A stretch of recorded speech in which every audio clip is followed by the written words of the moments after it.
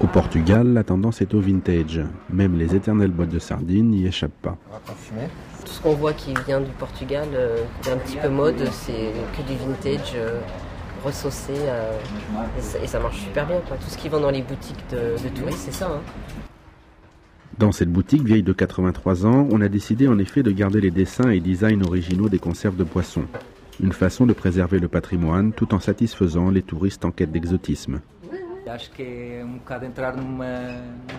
C'est un petit peu comme rentrer dans une machine à remonter le temps. Nous avons refait le design il y a 3 ou 4 ans et ce que l'on a dit à nos designers, c'était « on veut changer sans rien changer ».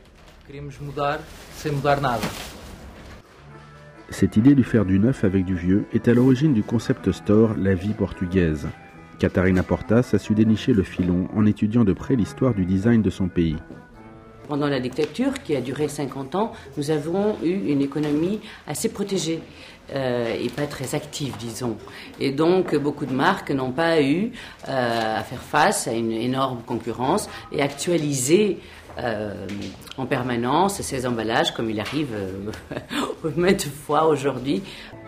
Ici, jouets, cahiers, parfums, savons, produits culinaires ou ménagers, tout semble sorti des placards de nos grands-parents pour le plus grand plaisir des touristes, mais aussi des Portugais.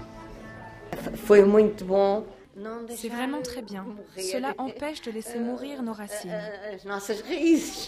Alors que la crise frappe le pays, le design rétro est une des clés de la success story des savons Klaus de Porto. Au bord de la faillite il y a 20 ans, ils sont aujourd'hui vendus dans le monde entier. Avec la crise qui sévit, les Portugais ont commencé à regarder d'un peu plus près leur histoire. On se tourne chaque jour un peu plus vers nos racines, vers ce que j'appelle notre pédigré, car c'est justement ce pédigré que recherchent de plus en plus nos clients.